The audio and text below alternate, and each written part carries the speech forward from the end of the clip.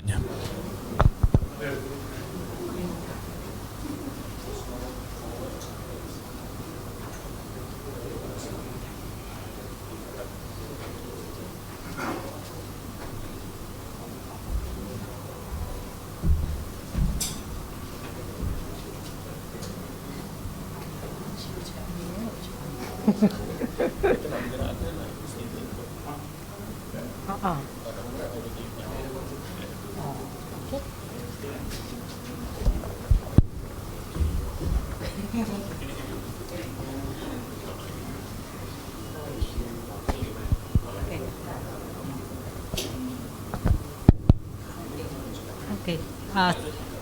Okey.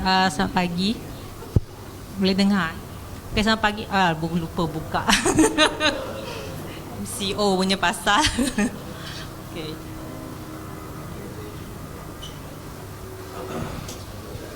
Salam sejahtera. Selamat pagi pada tuan-tuan dan puan-puan sekalian.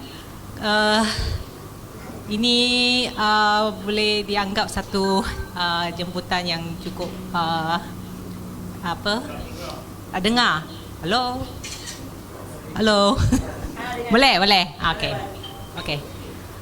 Selamat pagi dan salam sejahtera kepada didik kehormat Nganjul Institut Darul Ehsan Paksi. Okey. Banyak rakan-rakan sastrawan, budayawan, okey, Dr. Husni Ali, okey, Rahman Syari, okey, banyak saudara, okey, kawan-kawan ya, sastra yang saya kenali sekian lama tapi tidak jumpa juga sekian lama sebab MCO. Okey, saya sangat bangga ya dapat dijemput sebagai salah seorang pengulas buku 100 esei seni dan sastra era reformasi 2008-2011, hasil karya Pak Dinsman. Mana Pak Dinsman? Oh, okey. Ini juga kali pertama saya datang ke sini. Okey. Saya sangat gembiralah melihat begitu ramai ya penyokong paksi. Okey. Datang untuk menjayakan majlis ini. Okey. Dan saya juga dapat undangan ini pun baru 5 hari yang lepas. Okay, so dalam masa yang singkat ini saya cuba beri sedikit sebanyak. Ini hanya lontaran pendapat yang sangat suntuk lah dalam masa yang suntuk. Okay. Ini hanya pandangan peribadi saya. Setelah membaca buku esei Pak Dinsman ya. Okay, ini tajuk yang akan saya berkongsi bersama, iaitu agama, politik dan seni budaya, keseimbangan dan keharmonian kehidupan masyarakat Malaysia.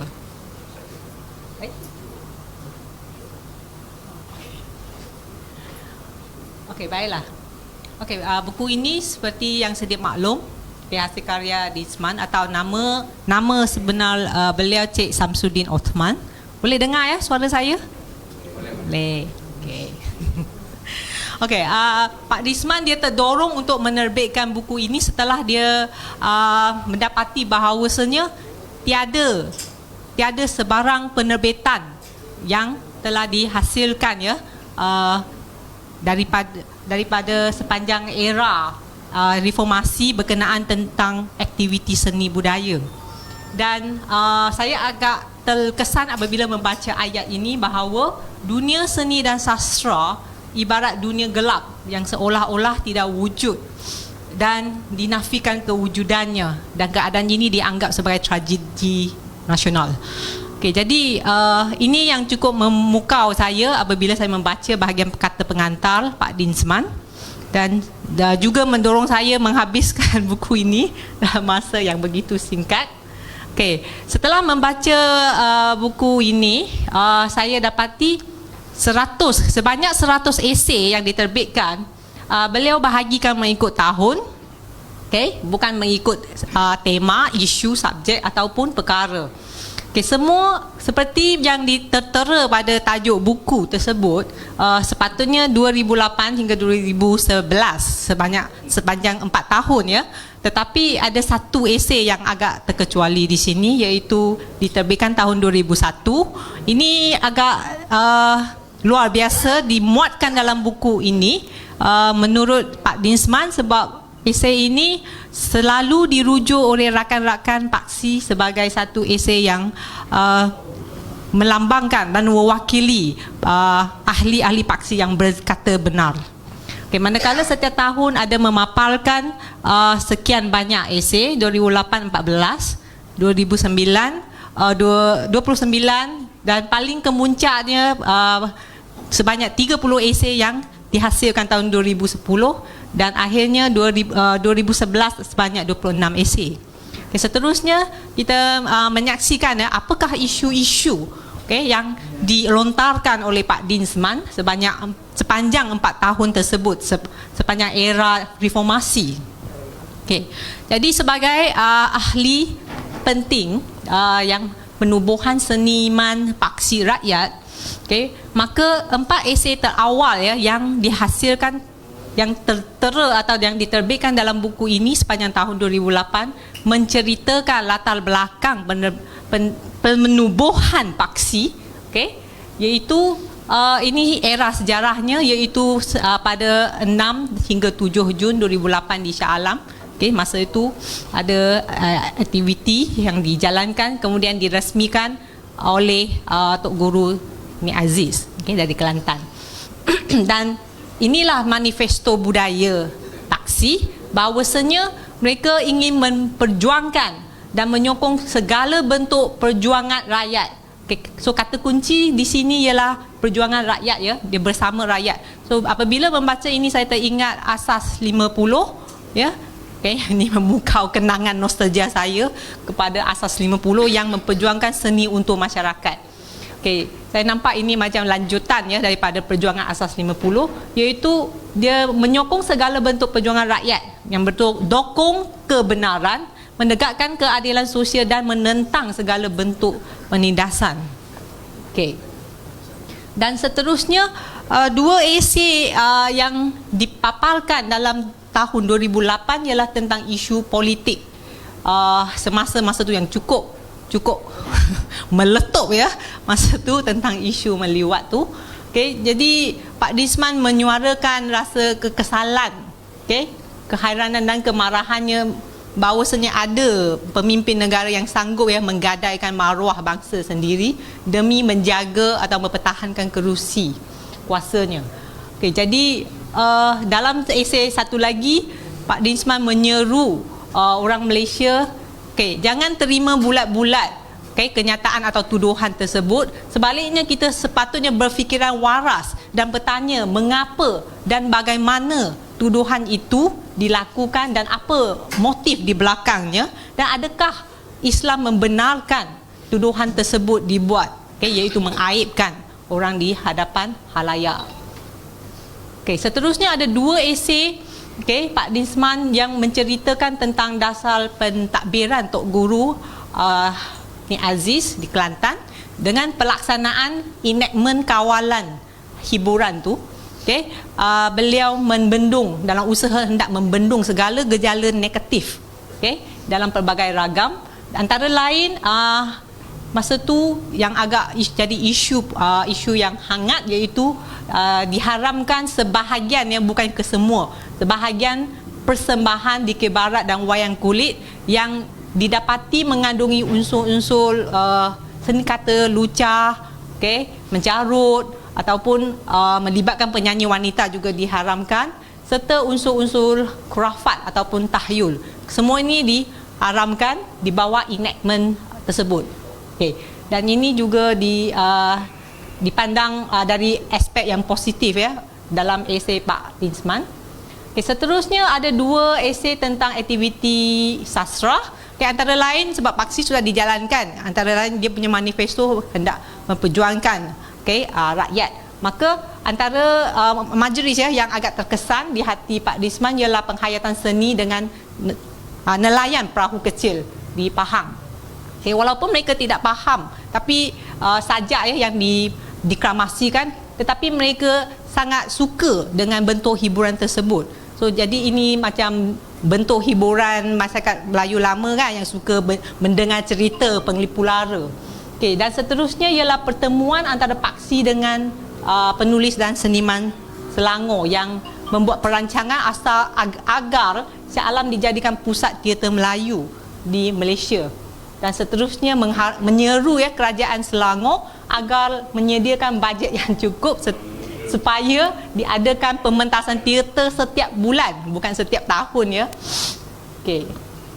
Okey, satu lagi esei tentang pengaruh sastra yang dimaksudkan di sini ialah cerpen Camil Cerpen Camil juga mengisahkan tentang cerita politik masa tu tentang seorang ahli politik, ahli politik DAP, dan karya tersebut berjaya memprovokasikan ahli-ahli politik DAP membuat laporan polis di Dang Wangi, dan juga masa tu Lim Kit Siang membawa isu tersebut ke Parlimen. Satu lagi isu ialah tentang isu PPSMI, iaitu pengajaran dan pembelajaran sains dan matematik dalam bahasa Inggeris. Masa tu sudah ada bibit-bibit nak dilaksanakan. Maka apabila idea itu dicetuskan oleh Dr. Mahathir, PM masa tu, maka Pak Disman mengkritik dasar tersebut bahawasanya ahli-ahli UMNO ini sangat berjiwa terjajah. Kemudian dua esei lain tentang isu lain. Seterusnya kita masuk tahun 2009. Ini tahun yang penuh dengan cabaran dan pancaroba lantaran dasar pelaksanaan PBSMI. Jadi pada tahun 2009 ada 26 esei, tapi hampir separuh iaitu 11 esei menceritakan atau berdebatkan tentang isu PBSMI. Gambar ni ialah gambar masa perarakan di jalan raya. Jadi Pak Samad ada di depan. Maka ditubuhkannya gerakan mansuhkan PBSMI atau singkatannya GMP. Ada 10,000 orang. Perarakan tu cukup berjaya menggerakkan 10,000 orang untuk hantar memorandum kepada Agong.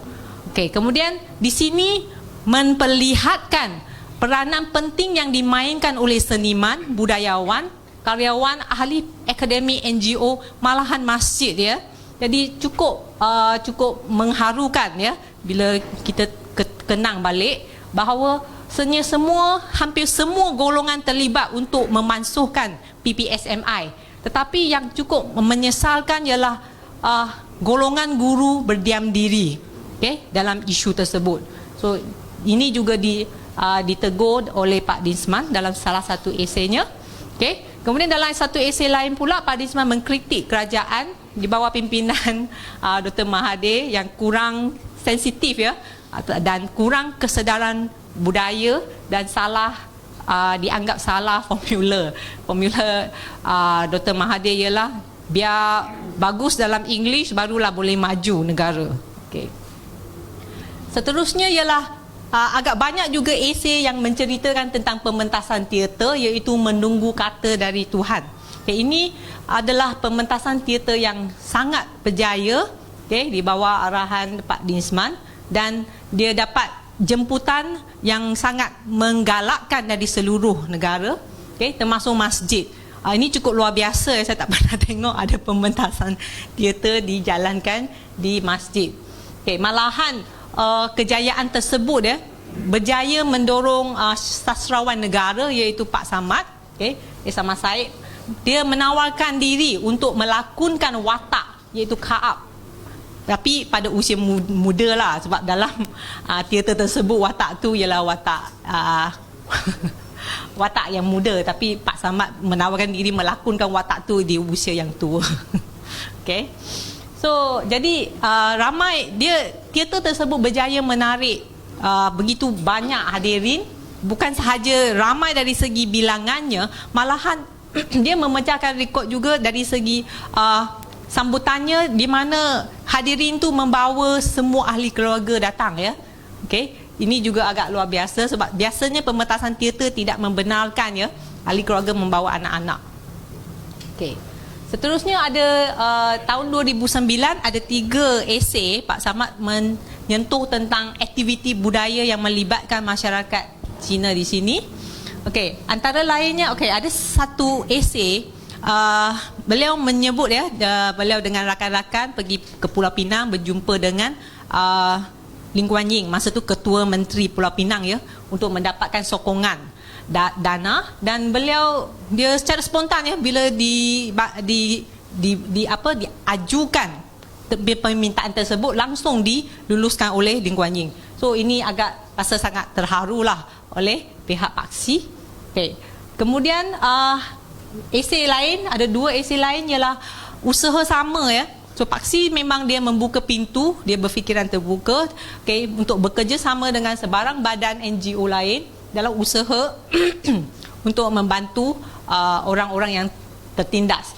So dalam 2009 ni ada 2 esei menceritakan bahawa Persatuan Cina ada 2 Persatuan Cina, iaitu Cultural Development Center LLG dan juga KL Selangor Chinese Assembly Hall.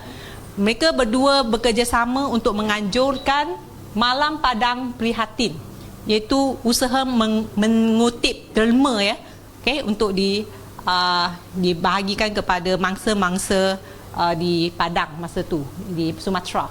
So dan mereka menjemput Pak Dinsman untuk sama-sama menghadiri dan menjayakan malam tersebut. Kemudian ada 3 isu lain. Seterusnya kita masuk tahun 2010. Masuk tahun 2010 itu eseinya paling banyak ada 30 esei. Dan tahun itu menyaksikan tema atau isu-isu perbincangan yang cukup beragam dan beraneka.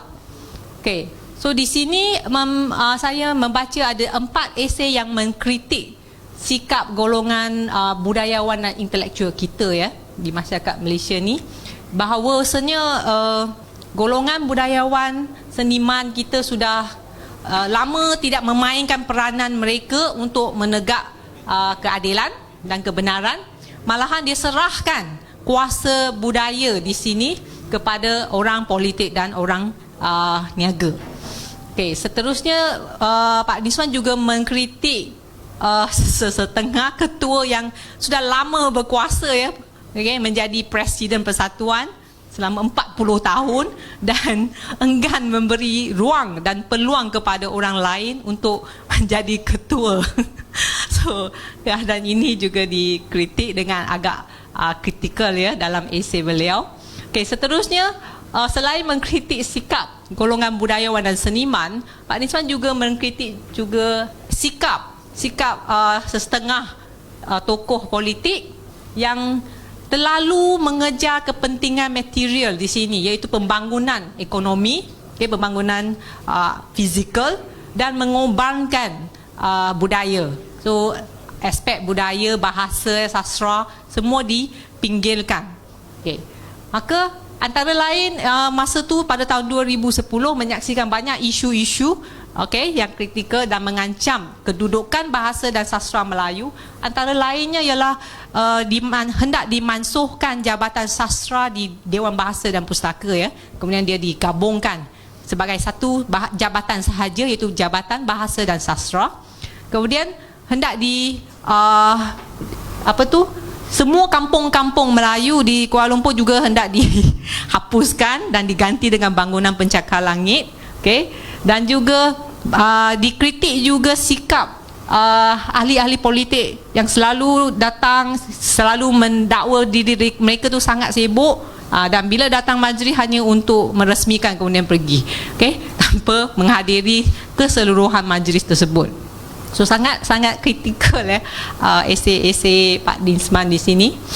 Seterusnya tidak lupa juga dikisahkan pementasan teater tu, lanjutan daripada kejayaan pementasan Menunggu Kata dari Tuhan tu. Masih ada perbincangan di sini, dan telah dicatatkan kejayaan pementasan tu, iaitu 1 tahun telah dipentaskan sebanyak 33 kali di 29 tempat di seluruh Semenanjung. So ini kejayaan yang cukup luar biasa Dan malahan ini juga, pementasan itu juga mencatat sejarah ya, sejarah di dunia, iaitu pementasan itu dilakukan di ruang solat masjid, iaitu Masjid Batu di Pulau Pinang. Okay. Jadi cukup luar biasa kan, dan juga menakjubkan. Okay. Seterusnya ada 3 esei lain juga mengisahkan tentang Kerajaan PAS di Kelantan. Okay. Masih juga dengan nada yang sama ya, dia memuji kejayaan pentadbiran Islam yang dijalankan di Kelantan di bawah pimpinan Tok Guru Nik Aziz. Okay. Dan itu dianggap sebagai satu bukti keunggulan Islam dan satu formula yang sepatutnya diguna pakai untuk mentadbir dan mentadbir kerajaan Malaysia. Okay. Seterusnya juga masih sama seperti tahun 2009, ada 2 esei tentang interaksi dengan masyarakat Cina, badan-badan Cina. So ada disebut 2 tokoh di sini. Okay. Tokoh orang pertama ialah Puak Kim Heng yang turut suka melibatkan diri dalam usaha kesenian dan kebudayaan. Okay. Yang kedua, ini yang menarik di sini. Persatuan yang sama LLG tadi dengan KL Dewan Perhimpunan Cina KL Selangor tu, mereka 2 badan NGO ini bekerjasama menganjurkan simposium Lin Lieng Giok dan Osman Awang, nasionalis Malaysia yang tulen. So ini gambar Lin Lieng Giok dan itu gambar sasawan negara Osman Awang. Jadi bagi masyarakat Cina, Lin Lieng Giok ialah seorang nasionalis. Walaupun beliau dilahirkan di Cina, tetapi kemudian dia berhijrah ke tanah Melayu dan beliau memperjuangkan hak untuk hak pendidikan Cina di Malaysia. Jadi di sini di masyarakat, dalam kalangan masyarakat Malaysia, Cina di Malaysia, masyarakat Cina menganggap beliau sebagai seorang nasionalis. Sebab bagi masyarakat Cina, orang Cina sebagai kaum minoriti di Malaysia sepatutnya juga mempunyai hak untuk mempelajari bahasa ibunda. Kemudian ada esei lain tentang aktiviti sastra di banyak tempat. Kemudian sebab ketidakpuasan terhadap kepincangan pentadbiran, maka lahirlah banyak persatuan ya. Masuk tahun yang terakhir 2011, ada 9 esei membicarakan tentang aktiviti seni budaya di seluruh Semenanjung seperti yang terpapar di sini. Kemudian ada 4 esei tentang isu-isu seni budaya semasa juga.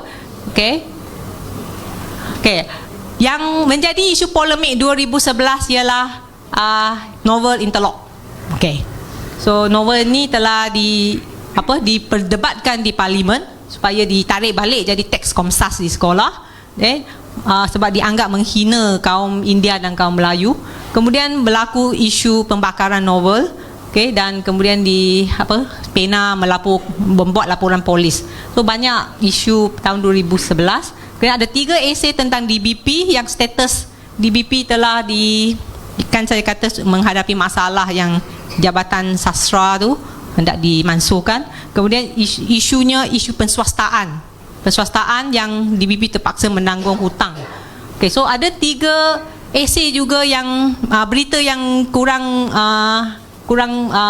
yang tidak yang menyedihkan, iaitu kematian iaitu Datuk Hassan Ahmad dan juga Azizi Abdullah so 2 tokoh pejuang yang cukup kukuh telah meninggal dunia pada tahun 2011. Kemudian ada 2 esei tentang Osman Awang, dan banyak lagi lah. Jadi daripada perbincangan isu-isu mengikut tahun tadi, pada pendapat saya buku ini merakamkan pendirian, pandangan dan juga tindakan, bukan sahaja pandangan, malahan dia bertindak tindakan Pak Dinsman terhadap seni dan sastra sepanjang era reformasi. Daripada mula-mula beliau terpinggir dan tersisih dari dunia sastra perdana, Dinsman tetap teguh dengan pendiriannya untuk menegakkan kebenaran. Dan menerusi paksilah Dinsman mula mengorah langkah untuk menjalankan amanah dan tanggungjawab sosial serta tekad budaya. Okay, dia banyak guna istilah ni, tekad budaya, tekad politik.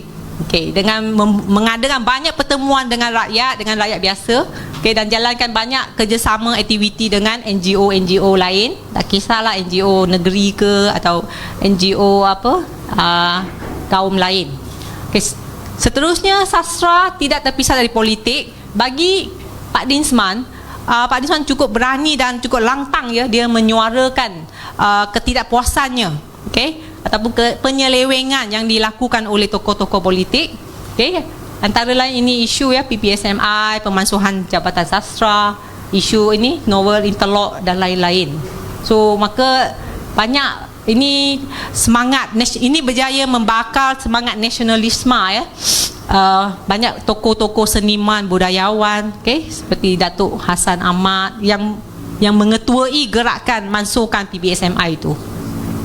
Okay, seterusnya dari segi keagamaan pula, Pak Dinsman menyanjungi model kerajaan Islam yang dianjurkan oleh Tok Guru Nik Aziz di Kelantan.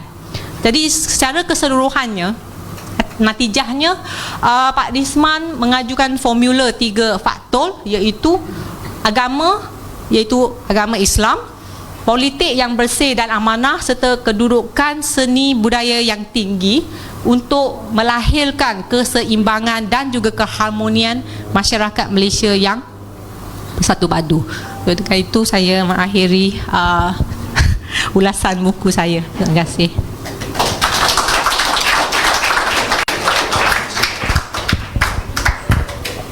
Majlis merakamkan jutaan terima kasih kepada Dr. Cheo Fong Peng atas ulasan yang telah disampaikan sebentar tadi. Jadi tanpa melengahkan masa, kita menjemput Dr. Syed Hussein Ali untuk mempersilakan beliau memberi interpretasi mengenai buku esei.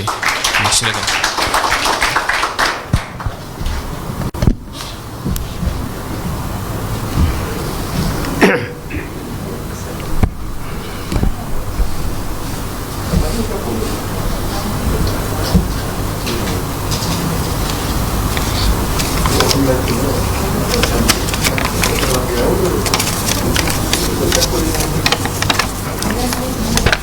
Bismillahirrahmanirrahim.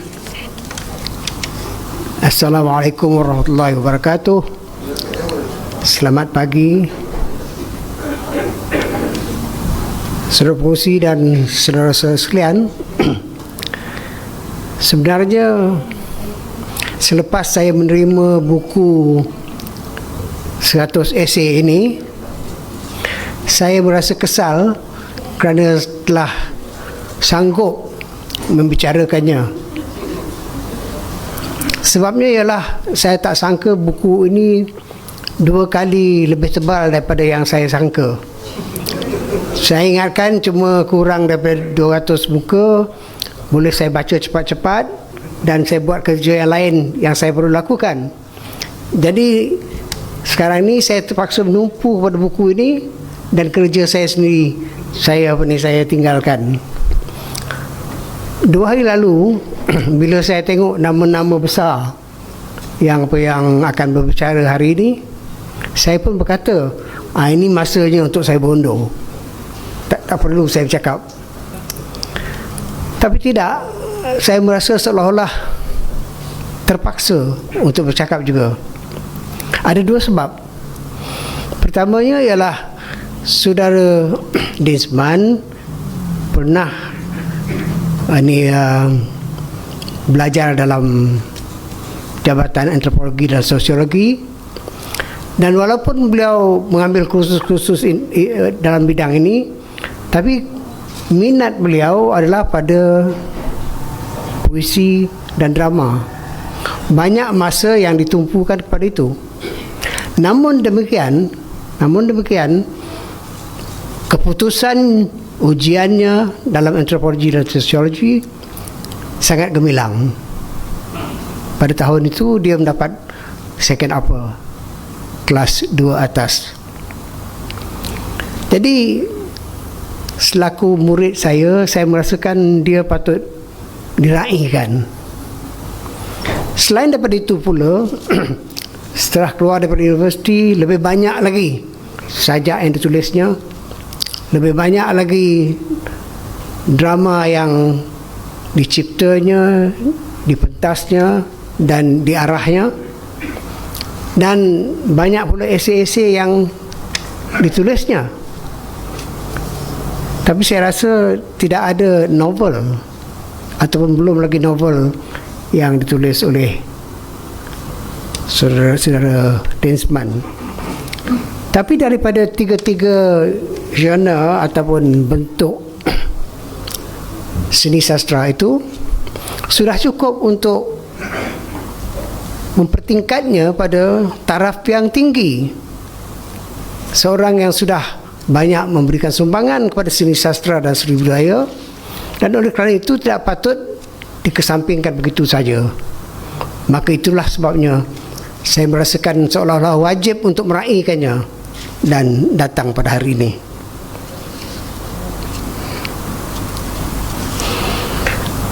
Saudari yang cakap awal tadi telah banyak secara detail menyebut tentang perkara-perkara yang telah ditulis oleh Densman.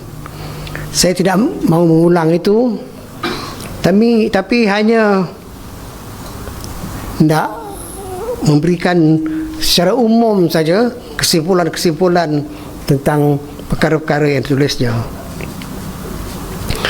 100 esei ini merupakan esei yang sangat mudah dibaca, secara santai ditulis dan boleh menjadi popular.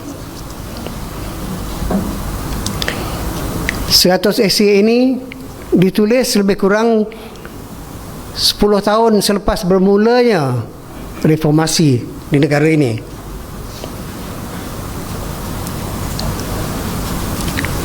Semuanya merupakan, atau kebanyakannya merupakan komentar yang ditulis dalam kolom dalam Harakah. Banyak menumpukan soal bahasa, seni dan budaya. Pada umumnya, kumpulan ini mengandungi pertama, catatan dari tokoh-tokoh, catatan dari diri Densman sendiri dan kegiatannya. Kedua, catatan seniman, budayawan, bahkan ahli politik dan aktiviti mereka, termasuklah misalnya Hasan Ahmad, Profesor Syahrir, Osman Awang, juga Nek Aziz. Kerana Aziz juga membincangkan soal seni dan sastra, kesenian dan drama bersama-sama dengan Paksi dan Densman. Ia juga membicarakan ketiga jenis aktiviti. Penulisan dan deklamasi sajak merupakan satu aktiviti yang luas dilakukan bukan saja oleh saudara Densman tetapi oleh badan-badan yang menganjurkannya. Penulis antara sajak yang terpenting dan popular yang selalu dideklamasi oleh Densman ialah lupa nama dia. Ini apa? Macam Orang Gila. Macam Orang Gila ini sebenarnya ditulis bila timbul kontroversi PPSMI. Bila timbul kontroversi tentang tindakan dan keaiban yang telah dilakukan ke atas Anwar Ibrahim. Ada badan sastra, gabungan badan sastra yang mahu membuat usul menyokong tindakan yang telah dibuat oleh Perdana Menteri waktu itu terhadap timbalannya, dan Dinsman telah menentang tindakan ini dalam jawatan kuasa. Tapi dengan sajaknya, beliau telah pergi merata negara, membaca sajaknya, mendapat sambutan yang hebat, sampai kadang-kadang sampai 10,000 orang hadir dalam majlis pembacaan sajak itu. Dan dengan popularnya sajak ini, akhirnya tidak jadi diputuskan ataupun dibuat resolusi menyokong tindakan Perdana Menteri itu, walaupun kemudiannya ada juga usul yang lebih lembut dan lebih lunak yang dikeluarkan. Jadi itu kita lihat nanti tentang pengaruhnya. Tentang penulisan dan pementasan drama pula, yang paling hebat saya rasa ialah drama yang berdasarkan hadis, iaitu yang ditulisnya dengan tajuk menunggu kata dari Tuhan, yang merupakan satu drama dilakonkan hanya oleh satu orang. Semasa beliau menulis esainya, dia mengatakan ia sudah dipentaskan di 29 tempat sebanyak 33 kali. Tetapi sebenarnya ia telah dipentaskan lebih 60 kali. Bukan saja dipentas pada umum, di dewan-dewan, bahkan juga di istana untuk menyambut hari lahir Sultan Kelantan, dan juga di masjid. Bukan saja di Masjid Batu, tetapi juga Masjid Kampung Dalam.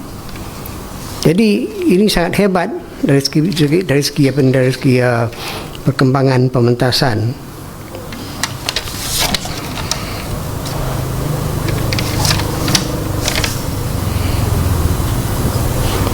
Akhir sekali dari segi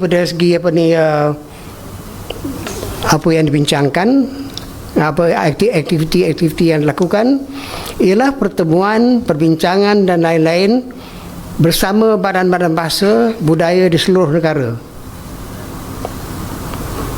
Ia membincangkan bukan saja soal perkembangan seni dan budaya, tetapi ia membincangkan juga soal-soal politik dan soal badan atau institusi yang harus mengembangkan bahasa yang telah mulai lumpuh, iaitu Dewan Bahasa dan Pustaka.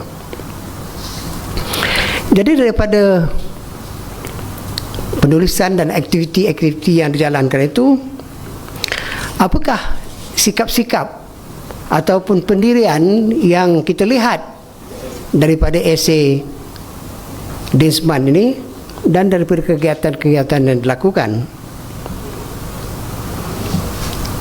Pertama sekali, kita melihat bahawa Dinsman prihatin kepada soal politik, tetapi beliau mengelak daripada politik kepartian. Jadi dia tidak terikat kepada parti politik yang tertentu, walaupun beliau minat dan prihatin terhadap soal politik. Keduanya, beliau menentang establishment, terutama sekali UMNO BN, establishment yang dilihat sebagai punca kepada penindasan terhadap rakyat. Ketiga, walaupun saya katakan tadi beliau tidak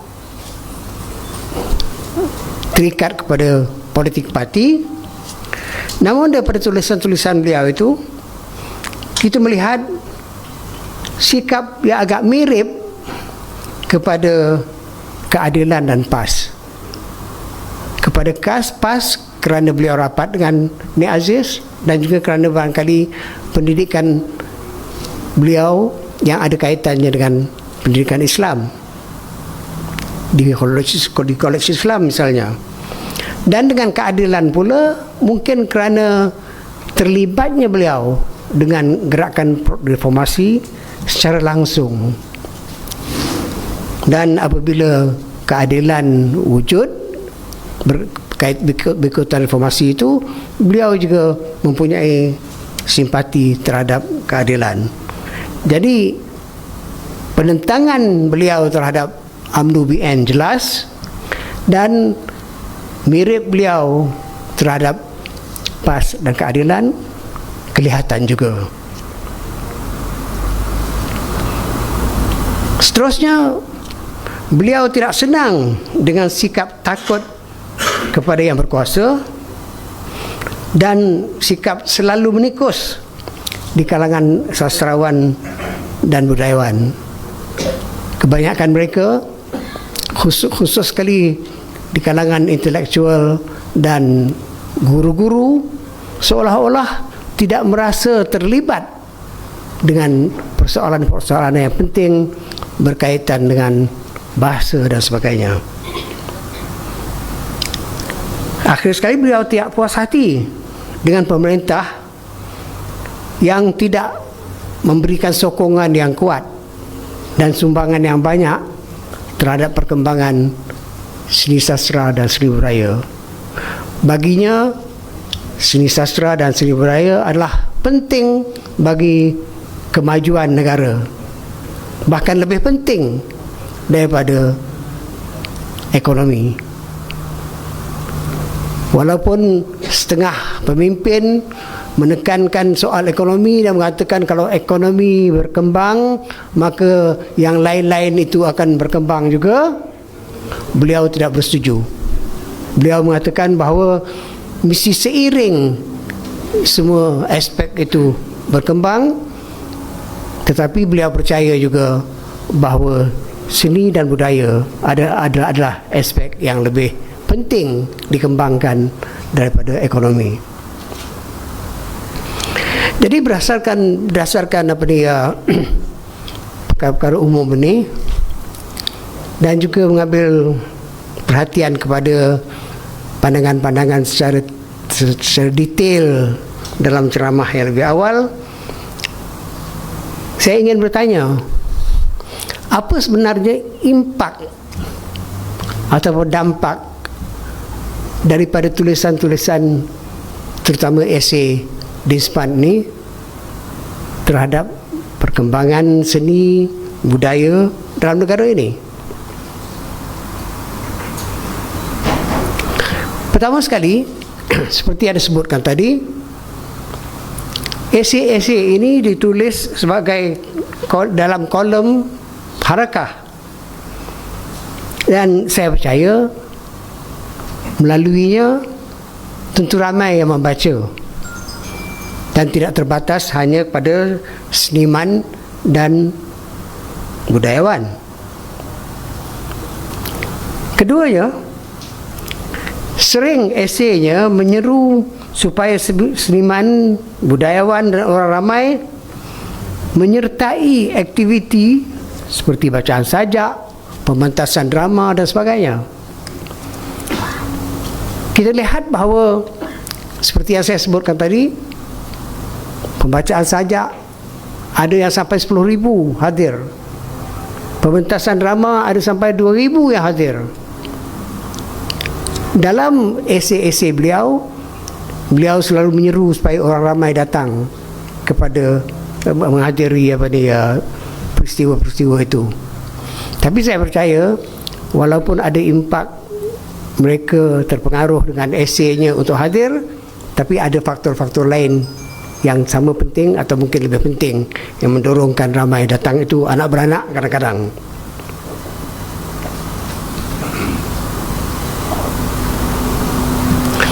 Esei-esei Dinspan ni harus juga dilihat dengan kaitannya dengan paksi sendiri dan kerjasama paksi dalam dunia seni dan budaya. Paksi ada pendirian, ada manifestonya. Sedikit sebanyak paksi punya pengaruhnya. Ada pengaruh timbal balik di antara paksi dengan Dinspan. Dinsman dipengaruhi oleh paksi kerana aktiviti-aktiviti dan pendiriannya, dan paksi juga terpengaruh oleh Dinsman dengan aktiviti dan tulisan-tulisannya. Jadi kedua-dua faktor ini, Dinsman dan paksi, samping menguatkan masing-masing untuk lebih meluaskan lagi impak ataupun dampak esei-esei tersebut. Walaupun ada orang mengatakan tidaklah seluas mana pengaruh Dinsman dan paksi, tidak semestinya, misalnya seluas pengaruh Osman Awang, Christmas dan Asas 50. Tapi saya rasa masanya masih banyak untuk Dinsman dan paksi berkembang lagi, dan kita harap kalau tidak melebihi Asas 50 dan Osman Awang misalnya, sekurang-kurangnya akan sama tingginya, sama nilainya untuk menyumbang kepada perkembangan sastra.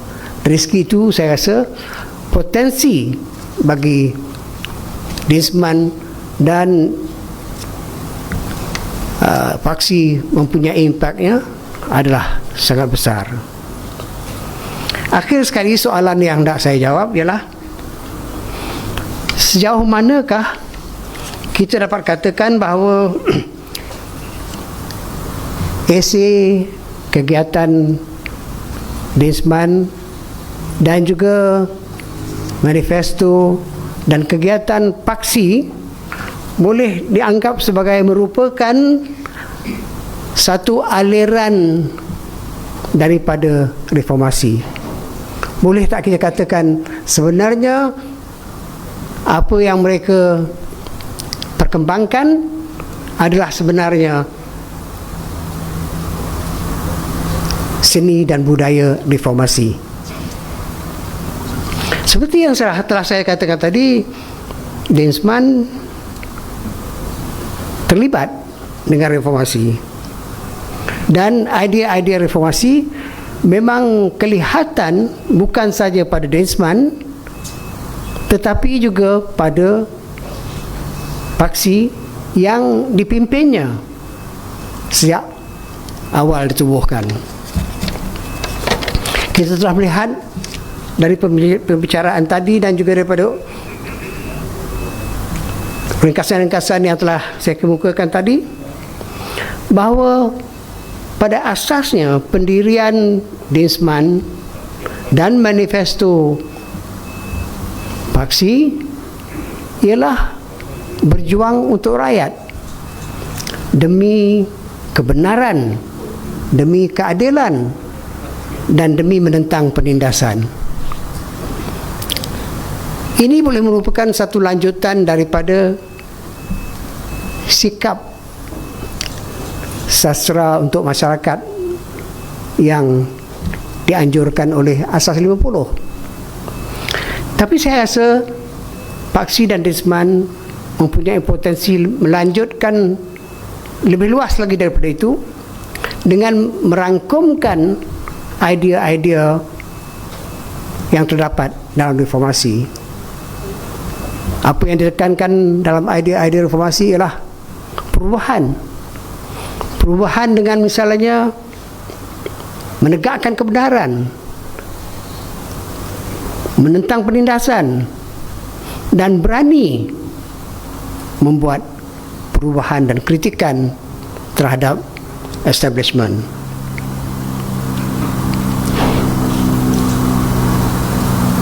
Jadi sedikit sebanyaknya saya berpendapat bahawa 100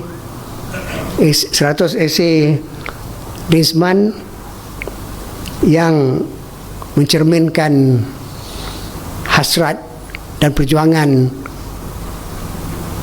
paksi mempunyai unsur-unsur yang kuat untuk kita menyimpulkan bahawa banyak tanda-tanda, banyak bukti-bukti yang menunjukkan bahawa ia sebenarnya boleh merupakan satu aliran penting dalam seni dan budaya reformasi.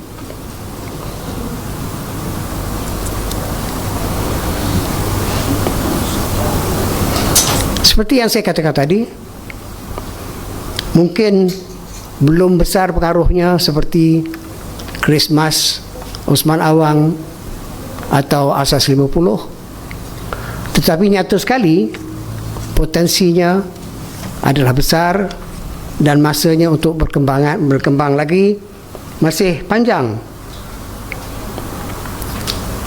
Asas 50 bernasib baik kerana mempunyai utusan Melayu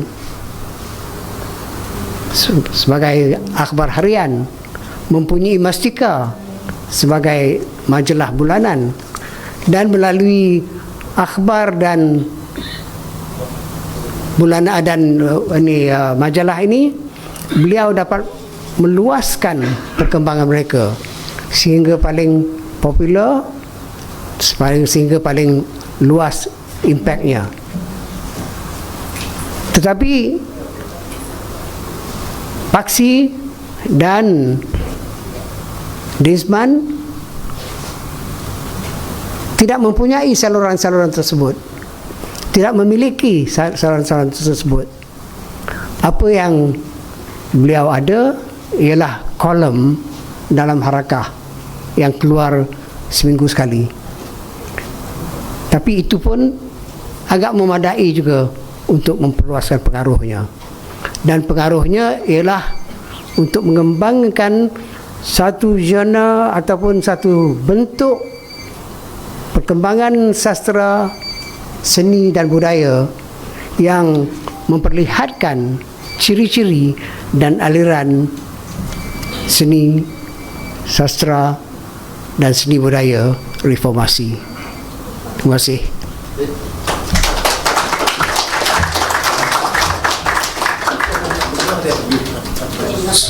Majlis mengucapkan jutaan terima kasih kepada Dr. Syed Hussein Ali atas pembentangan yang telah beliau berikan sebentar tadi.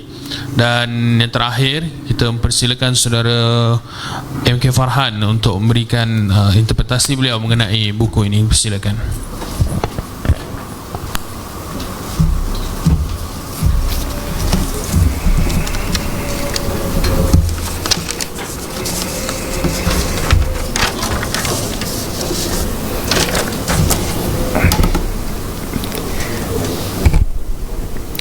Bismillahirrahmanirrahim. Alhamdulillah nahmaduhu wa nusalli ala rasulihil karim. Amma ba'du. Assalamualaikum warahmatullahi wabarakatuh. Salam sejahtera, salam ukhuwah diucapkan kepada semua. Nama saya Muhammad Kaizi Farhan bin Abidin. Izinkan saya untuk melakukan ulasan buku oleh penulis yang cukup saya hormati, Saudara Dinsman. Pertamanya yang saya hormati, yang berhormat Datuk Seri Anwar Ibrahim, yang berbahagia Profesor Profesor Datuk Dr. Siddiq Fazil, Pengerusi IDE, yang berbahagia Datuk Cik Samsudin Osman, khususnya penulis di Isman, yang berhormat SK-SK Kerajaan Negeri Selangor yang ada, yang berhormat Adun Selangor, Barisan Panel Wacana, yang saya hormati Dr. Syed Hussein Ali serta Dr. Chiu, dan seterusnya hadirin yang hadirat yang saya hormati. Baiklah, saya akan cuba ringkaskan dalam masa tempoh 10 minit kerana saya kira ucapan selepas ini lebih menarik daripada ucapan saya. Tetapi apabila saya diberikan buku ini, iaitu 100 esei seni dan sastra era reformasi, sudah diulas dengan begitu panjang oleh dua panelis sebelum ini, jadi saya cuba rangkumkan dengan kerangka yang lebih mudah untuk kita fahami. Pertamanya, apabila penulis, dengan mohon izin, menulis dalam beberapa bentuk, saya kerangkakan kepada 3 perkara, iaitu pertama, yang paling pedas adalah kritikan, kedua, olahan, dan ketiga, penerangan. Dan ketiga-tiga perkara ini cuba disampaikan dengan begitu baik dalam penulisan yang begitu cermat dan teliti, sehingga kan setiap nama individu yang dijumpai oleh penulis dititik beratkan. Setiap kata dialog diletakkan di dalam itu, dan khususnya berkenaan perjuangan Pak Si itu sendiri. Jadi saya cukup kagum dalam ketiga-tiga perkara ini kerana beliau juga ada banyak menulis berkenaan kritikan kepada institusi, orang besar maupun ahli politik. Saya cukup tertarik pada esei yang ke-60. Tajuknya, Sibuk Sangatkah?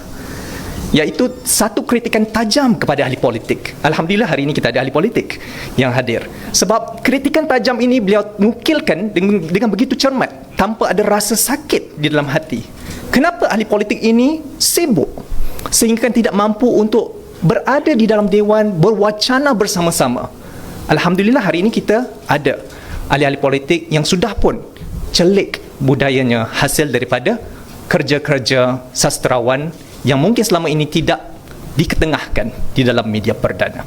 Jadi kritikan ini banyak juga dinukilkan kepada institusi seperti ataupun organisasi seperti GAPENA maupun DBP. Sudah pasti kita semua tahu bagaimana perkara ini berlaku. Jadi saya tidak akan ulas panjang, cuma saya ambil sedikit perkara-perkara yang penting seperti olahan yang cuba beliau ketengahkan menerusi pendekatan teater. Untuk pengetahuan, saya ini latarnya bidang kejuruteraan, masih bekerja dalam bidang kejuruteraan juga. Tetapi kerana saya berkecimpung di dalam dunia teater juga dan beberapa aktiviti sastra, saya rasakan begitu dekat dengan apa yang dinukilkan oleh penulis apabila beliau bercerita begitu susahnya untuk menjalankan aktiviti teater ini. Satu, memang aspek kewangan itu sangat susah untuk kita dapatkan. Sebab bila kita buat teater, nak berlatih itu ambil masa yang begitu panjang sekali. Dan untuk mendapat keuntungannya begitu sedikit. Saya pernah berlakon, sebulan lamanya kita berlatih. Dan kita berlakon selama 5 hari. Tapi yang dapat tak lebih RM300, tuan-tuan dan puan-puan. Jadi bayangkan, apabila penulis cuba menekankan tentang isu bajet dan juga isu bantuan, ditekankan dengan begitu teliti, hampir lebih daripada 10 esei. Katanya kerajaan negeri patut melihat pada konteks bajet, bukan bantuan, kerana hak seniman, hak artis ini yang perlu kita berikan semula. Sebab itu saya lihat olahan-olahan yang ditekankan oleh penulis sangat baik dan perlu kita sama-sama berikan perhatian, khususnya kepada para pemimpin. Dan ketiga, penerangan. Saya suka perkara ini sebab penulis menggunakan latar belakangnya dengan pendidikan agama. Fikrah Islamnya jelas. Jadi beliau cuba juga menolak ataupun mencabar kebebasan seni di dalam konteks Islam itu sendiri. Sebab itu ada diterangkan sebentar tadi oleh Dr. Chiu, beliau melakukan pementasan pertama di dunia di dalam masjid. Bahkan bukan itu saja, di dalam penulisannya ditekankan mungkin penggunaan instrumen-instrumen berasaskan tali. Sampai ke tahap itu cuba dirobohkan benteng fahaman berkenaan seni. Dan penulisannya semua ini direkodkan di dalam Wacana Budaya, sebuah akhbar ataupun satu coretan di dalam akhbar harakah. Maka mungkin fokusnya itu berada di dalam konteks pembaca yang mempunyai latar belakang Islami. Justru apabila saya melihat perkara ini, saya meletakkan 5 saja sintesis untuk mungkin kita bicarakan selepas ini dengan lebih banyak. Pertamanya, saya ingin tekankan berkenaan dilema orang seni, iaitu dari tadi saya katakan bajet dan belanjawan, bajet ataupun bantuan. Sebabnya selepas ini saya sekarang ini mungkin berada dalam golongan anak muda. Apakah yang akan berlaku kepada seni dan budaya kita? Bagaimanakah hendak kita meneruskan kelestarian budaya ini andai kata tidak ada yang menyahut ataupun menyambut saranan yang dituliskan oleh penulis ini? Jadi perkara ini kita perlu lihat semula. Mungkin model berasaskan bantuan kerajaan itu tidak bagus. Kita kena fikirkan semula bagaimana nak menjadikan dia sustainable dari konteks ekonomi dan juga dari konteks kecilikan budaya. Kedua, kita perlu fahami peranan sastrawan. Tetapi hari ini, berapa ramai anak muda yang mengenali para sastrawan kita? Saya ingin mengambil sedikit petikan daripada ucapan Datuk Seri Anwar Ibrahim suatu ketika dahulu di dalam bukunya agak lama sebelum ini, menekankan tentang peranan sastrawan yang dikatakan dekat dengan masyarakat umum. Kalau kita lihat ya, contoh penulisan Syahnun Ahmad, Tunggul Gerigis yang menekankan konteks perbezaan fahaman di dalam masyarakat, mahupun trilogi Arenawati ataupun yang dituliskan oleh sastrawan A. Samad Said, Hujan Pagi, berkenaan dengan kehidupan wartawan.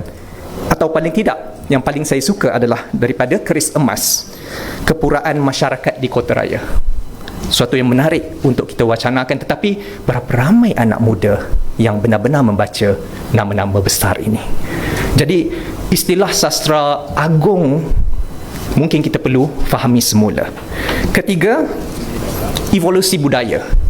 Dulu kita bercerita soal budaya barat datang menerobos masuk budaya Melayu, tetapi hari ini budaya barat tidak lagi sekadar satu asakan, tetapi kita juga ada budaya Asia lain, mungkin K-pop, yang selama ini sudah pun menerobos masuk di dalam akal fikiran anak-anak muda kita, termasuk saya. Jadi itu yang pakai macam K-pop. Tetapi apa yang saya ingin tekankan di sini adalah bagaimana hendak kita menjadi kalis budaya asing, tetapi dalam masa yang sama kita berjaya berintegrasi dengan baik. Satu wacana perlu dilakukan dalam memikirkan perkara ini. Yang keempat, selain apa yang ditulis oleh penulis, saya ingin tekankan berkenaan kecelikan budaya. Mungkin inilah juga mesej yang cuba disampaikan oleh Saudara Dinsman, kerana kekuatan budaya tidak akan ada di dalam masyarakat kita andai kata kita tidak celik budaya terlebih dahulu. Di dalam kecelikan budaya ini, saya ingin tekankan bahawa budaya ini perlu ditakrifkan dengan teliti. Budaya siapa? Apakah budaya kita sebenarnya? Apakah identiti kebangsaan kita? Apakah sastra kebangsaan kita? Sampai sekarang kita tidak tahu. Mungkin kita hanya tekankan sastra Melayu, bagaimana dengan sastra Cina dan sastra India. Mungkin kita ada 3 output ataupun referendum daripada Kongres Kebudayaan 1971 yang menekankan 3 perkara, tetapi kita tidak pernah mengangkat dan mendefinisikan secara jelas apakah itu sastra kebangsaan. Dan yang kelima, saya ingin tegaskan di sini adalah konteks cultural communication. Mungkin sebelum ini ditekankan oleh Datuk Seri Anwar Ibrahim, kita perlu rapatkan pemahaman di antara orang Cina, orang India, orang Melayu, orang Kadazan, Bajau dan sebagainya. Kita tidak pernah explore ataupun kita tidak pernah masuk lagi ke lembah itu. Mungkin yang ditekankan oleh Saudara Dinsman lebih kepada sastra Melayu. Ada juga dinukilkan sedikit berkenaan gandingan kumpulan orang Cina. Tetapi yang saya ingin tekankan di sini, bagaimana kita dapat membentuk kesefahaman menerusi seni dan sastra. InsyaAllah kalaulah ada anak muda yang lebih ramai hari ini, yang lebih terbuka di dalam zeitgeist aktiviti kita waktu ini, kita mungkin dapat laksanakan. Akhir kalam, saya ingin menekankan satu perkara yang ditekankan juga oleh penulis berkenaan kebenaran.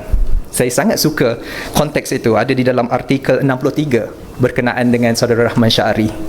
Apakah sebenarnya kebenaran? Saya sangat suka soalan itu, kerana di saat ini kita hidup di dalam pasca kebenaran. Truth decay. We can't differentiate between our opinion and the fact. Kita tidak tahu apa itu fakta, apa itu pendapat. Kesamaran ini semakin jelas, dan insyaAllah saya mohon sastrawan-sastrawan yang ada di dalam ini, seniman-seniman di dalam ini, untuk memandu masyarakat kita seterusnya membawa kita ke arah masyarakat yang celik budaya. Terima kasih. Majlis mengucapkan juta terima kasih kepada Saudara Mikir Farhan. Jadi tuan-tuan dan puan-puan, majlis besar hati mengalu-alukan kedatangan yang berhormat Datuk Seri Anwar Ibrahim, Ketua Pembangkang Parlimen Malaysia, merangkap Ahli Parlimen Port Dickson. Yang berbahagia Profesor Datuk Dr. Siddiq Fadil, Pengerusi Institut Darul Ehsan. Yang berusaha Profesor Datuk Dr. Muhammad Ridwan bin Osman, Timbalan Pengerusi Institut Darul Ehsan.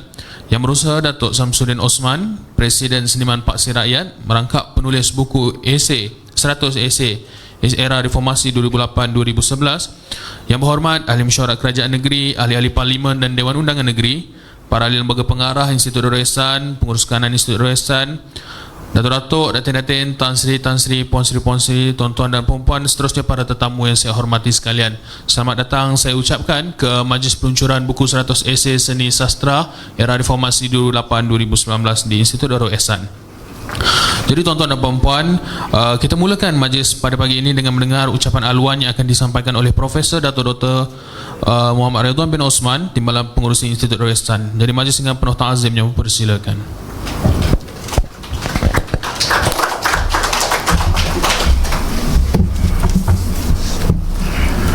Bismillahirrahmanirrahim. Alhamdulillahirabbil alamin wassalatu wassalamu ala asyrafil anbiya'i mursalin wa ala alihi washabihi ajmain. Assalamualaikum warahmatullahi wabarakatuh. Salam sejahtera dan selamat pagi. Saudara Hanif selaku pengacara pada pagi ini, Yang Berhormat Datuk Seri Anwar Ibrahim, Ahli Parlimen Port Dickson, juga merupakan Ketua Pembangkang Parlimen Malaysia. Buat masa ini Datuk Seri ya.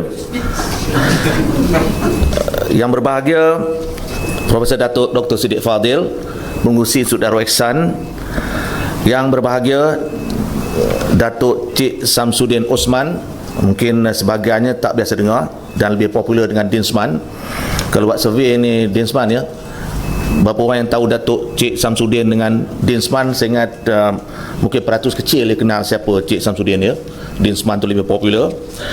Yang Berhormat Esko-Esko Kerajaan Negeri, Yang Berhormat Adun-Adun Selangor, barisan panel wacana, yang berbahagia Dr. Syed Hussein Ali, yang berbahagia Dr. Chiu Fong Peng, dan yang berbahagia MK Farhan, wakil-wakil agensi kerajaan negeri, NGO, penggiat sastra dan bahasa, kepimpinan masyarakat, tuan-tuan, puan-puan, saudara-saudari yang saya hormati. Pertamanya, bagi pihak Institut Darul Ihsan, saya ingin mengalu-alukan kehadiran semua yang dapat hadir pada pagi ini untuk menonton secara dalam talian dan juga bersama pada pagi ini ke majlis peluncuran buku 100 esei seni dan sastra era reformasi 2008-2011 karya Dinsman. Sudah tentu pada pagi yang mulia ini saya ingin merakamkan setinggi-tinggi terima kasih di atas kesudian Datuk Seri Anwar Ibrahim meluncurkan buku, dan saya dipahamkan bahawa idea ini merupakan pilihan beliau sebagai tempat pelancaran. Sebenarnya Datuk Seri, hari ini merupakan hari yang paling bersejarah bagi idea.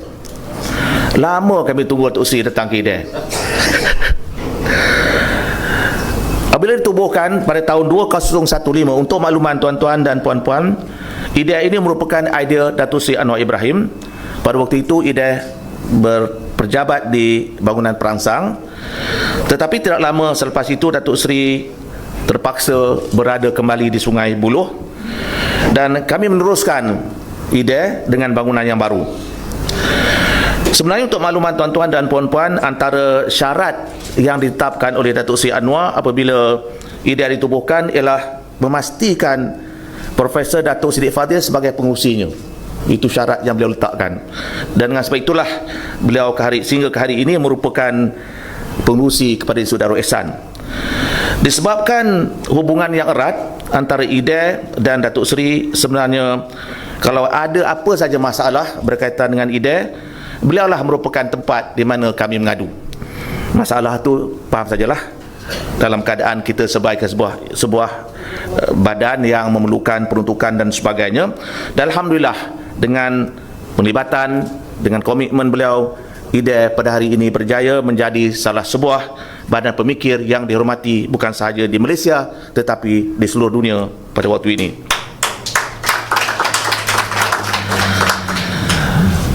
Tuan-tuan, puan-puan yang saya hormati,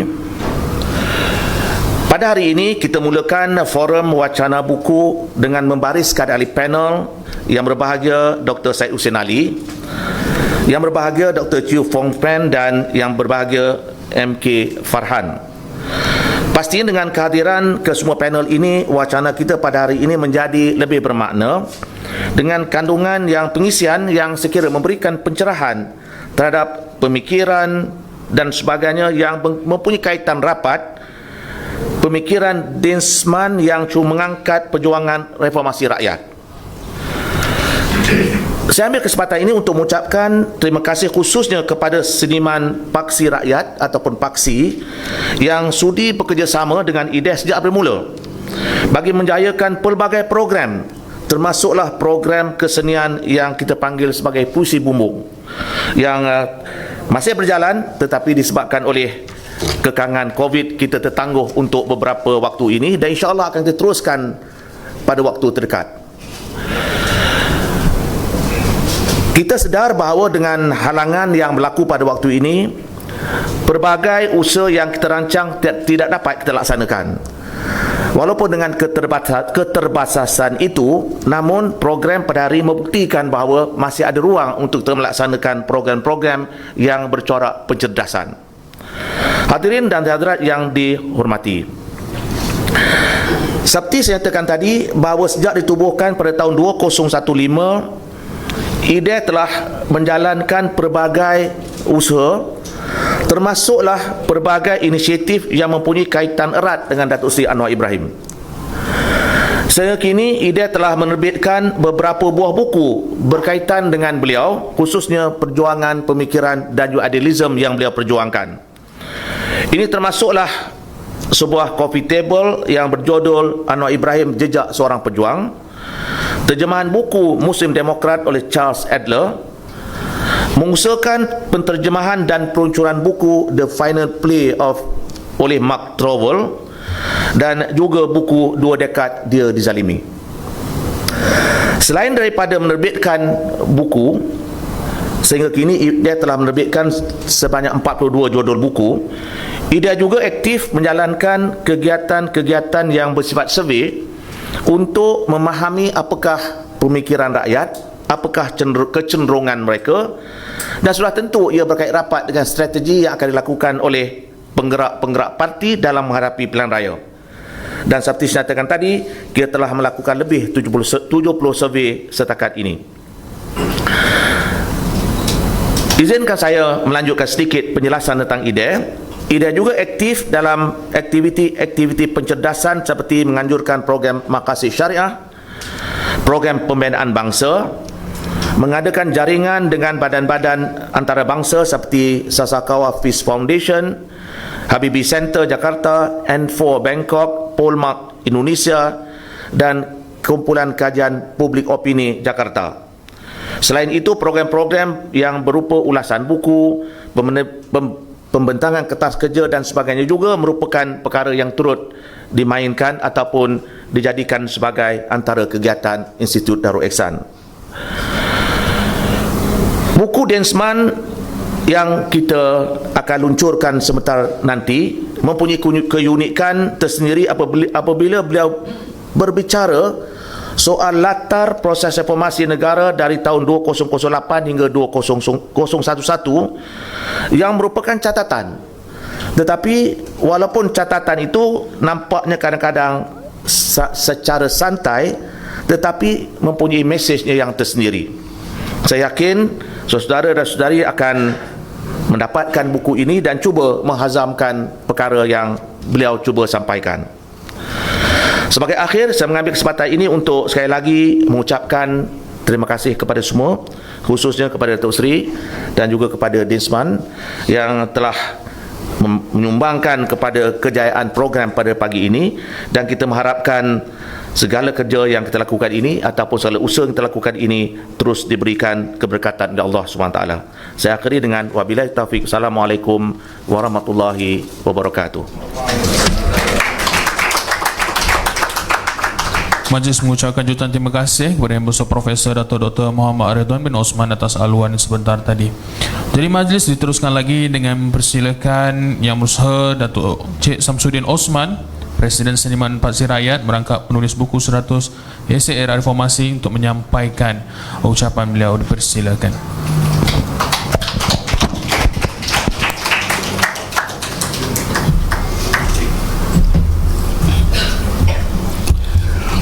Bismillahirrahmanirrahim. Alhamdulillah Rabbil Alamin, wassalatu wassalamu ala asyrafil anbiya'i wal mursalin Muhammad sallallahu alaihi.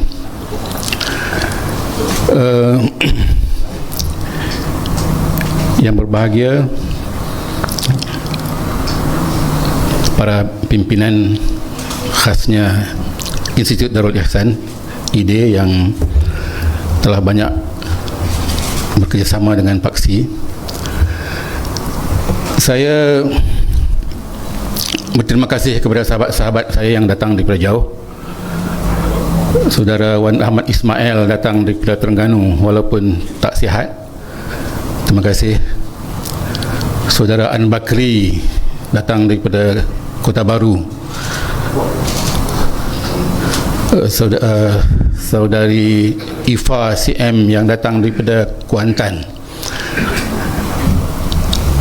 Dan terima kasih juga kepada sahabat-sahabat yang dekat, kepada pengurusi Dewan Masa dan Pustaka Saudara Awang Sarian, dan terima kasih khusus saya kepada Lilian Goh yang ada di bilik sebelah. Dia yang sebenarnya memungkinkan kita berada di sini, kerana sewaktu saya mencari orang untuk menerbitkan buku saya, dia yang sudi untuk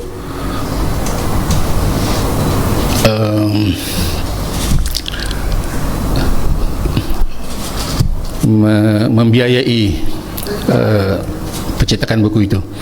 Jadi terima kasih banyak saudara Lilian Goh.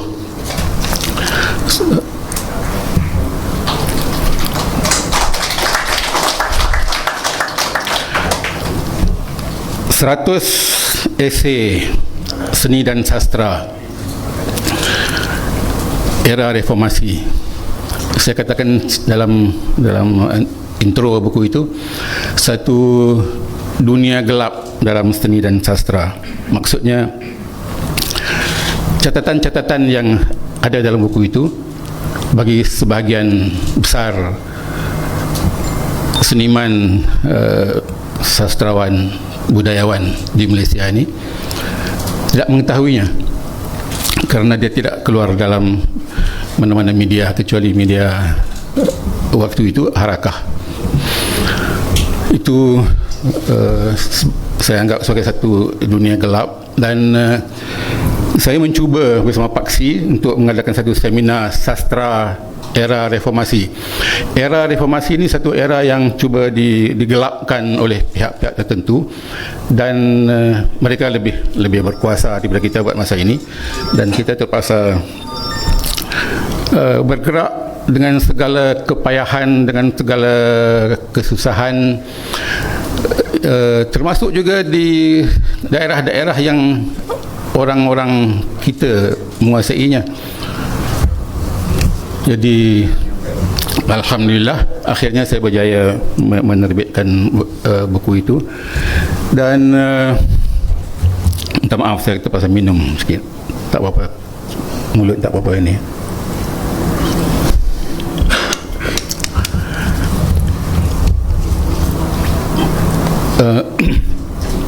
Sewaktu Puan Puteri Roslina, Ketua Jabatan di Pengajian Melayu di Malaya, kami cuba, dia ada di sini, kami cuba untuk mengadakan seminar sastra era reformasi itu, tapi tiba-tiba berlaku COVID-19, jadi terpaksa ditunda, dan kabarnya dia pun dah pencen. Tak tahu orang lain apakah berani untuk mengadakan seminar itu. Mungkin Dr. Awang masih lagi dekat Akademi Pengajian Melayu. Saya akan membacakan sebuah sajak yang saya tulis khas untuk majlis ini, untuk Datuk Seri Anwar Ibrahim. Lebih mudah saya menyatakan pemikiran dan perasaan saya melalui puisi, melalui sajak. Dan sajak saya ini, ada orang kata bukan sajak pun, dia, Anwar sendiri kata ini Densman tulis puisi yang apa bolos, yang apa tapi pada saya ingin menyampaikan mesej itu yang penting. Saat yang istimewa ini, saat yang sangat berharga, alhamdulillah. Biarlah saya berterus terang saja, seperti menjadi prinsip Paksi, berkata benar. Pertama yang saya perjuangkan bertahun-tahun bersama sahabat-sahabat pemberani Paksi, Paksiwan, gagasan tekad budaya itu. Mahu kami difahami, dimengerti, diterima, dilaksanakan penuh kesungguhan oleh pimpinan pro rakyat, pro kemanusiaan, pro keadilan, pro kebenaran. Siapakah dia? Semua kita tahu. Semua kita menjunjung idealisme kemanusiaannya. Tekad budaya itu keseimbangan.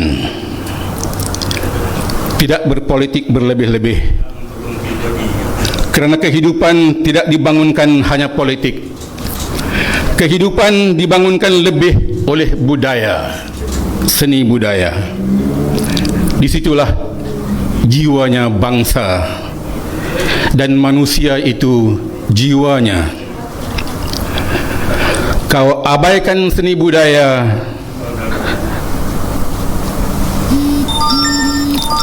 kau abaikan jiwanya. Politik jadi rakus, medan perebutan, percakaran, orang jadi gila, asyik bermain kuasa.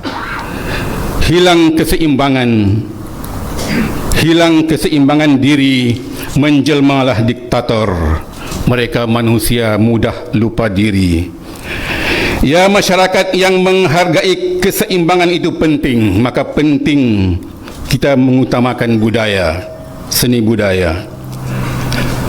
Mengabaikan seni budaya selama ini dan sekarang, kegagalan kita selama ini dan sekarang kerana kita mengabaikan seni budaya. Dan saya telah berkali-kali mengatakannya pelbagai cara, tak dipedulikan. Hari ini saya mengatakannya lagi. Seni budaya itu jiwanya bangsa. Suburkanlah ia.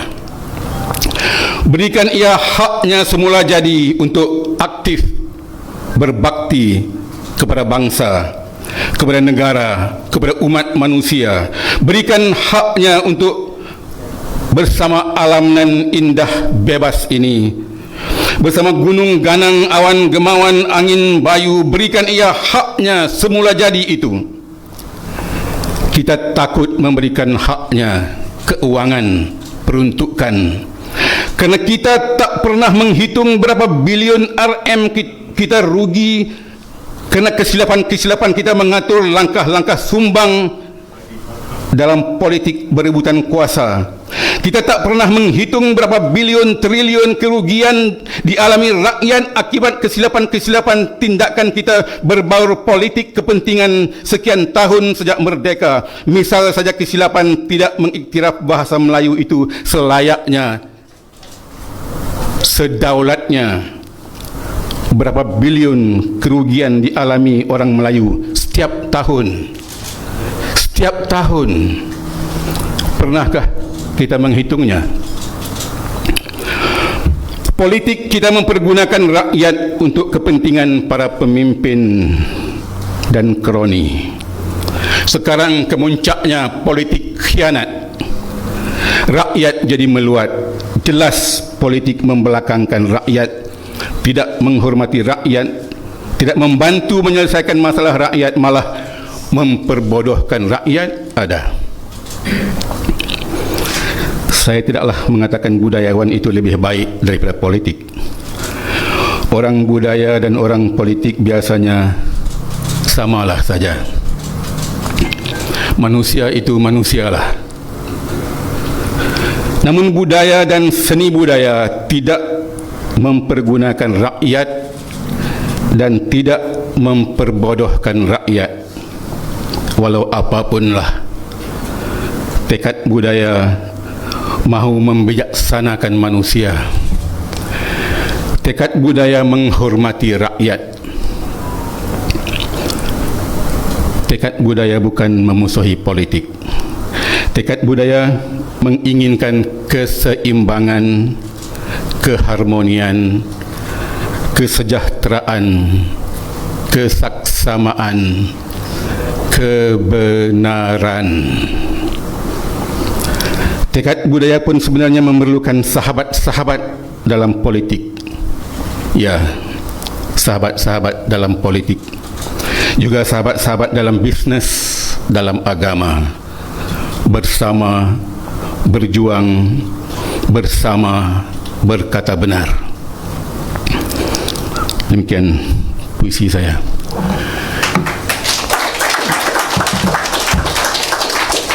Dan saya hampir terlupa mengucapkan terima kasih kepada guru saya semasa di universiti, saudara Syed Hussein Ali, yang dia mungkin lupa cerita macam mana saya nak ambil sosiologi.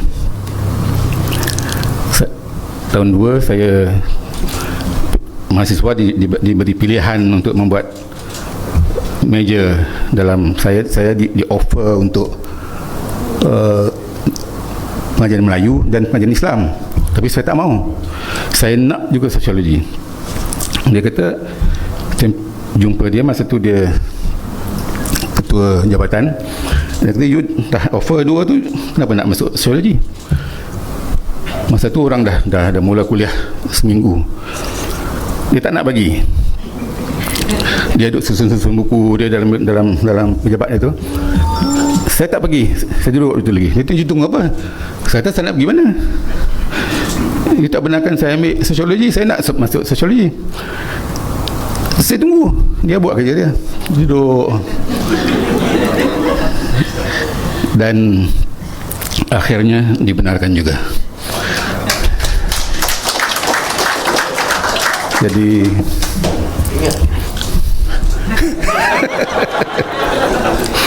terima kasih juga Dr. Chu yang telah membahaskan buku ini dengan detail, saudara Farhan yang begitu baik ulasannya, dan akhirnya sekali lagi terima kasih kepada Institut Darul Ihsan dan khusus saudara Anwar Ibrahim. Terima kasih.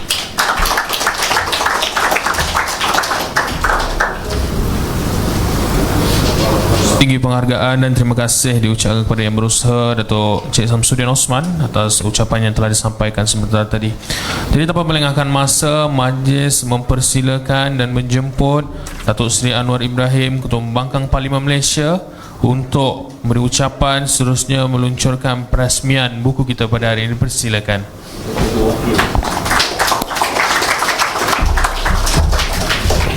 Assalamualaikum warahmatullahi wabarakatuh. Alhamdulillah, nahmadu wa nusalli ala rasulil karim. Salam sejahtera rakan-rakan yang mulia, Saudara Ridwan, Saudara Siddiq, Saudara Dinsman, Syed Hussein dan alim-alim syurat kerajaan negeri, Dewan Undangan Negeri dan semua yang hadir. Terima kasih. Dalam masa singkat, seperti mana sebut Saudara Din, saya setuju untuk sama-sama meluncurkan kerana banyak sebab.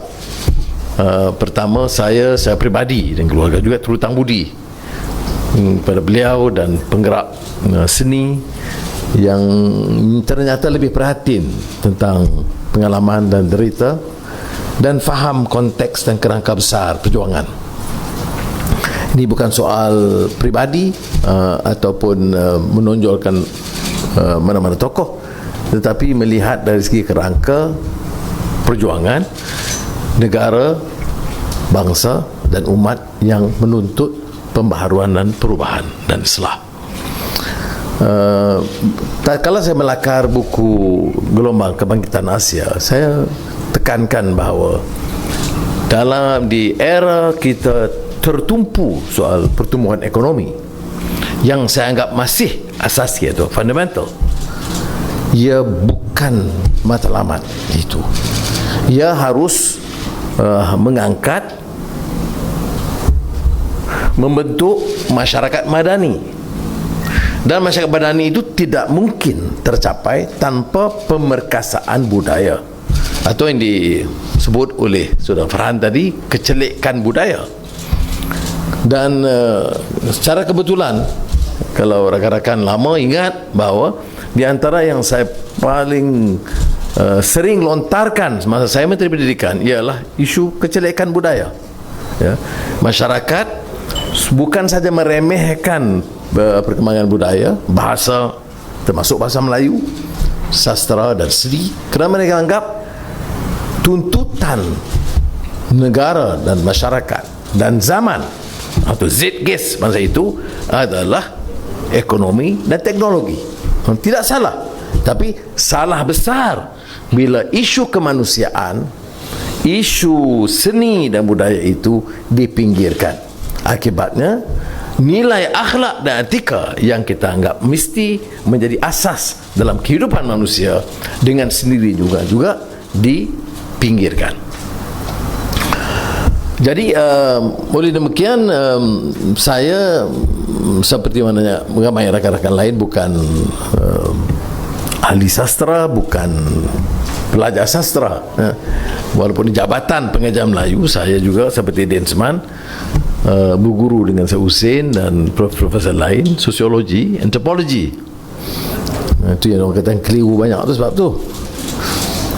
Dan tetapi minat terhadap sastra itu sangat penting.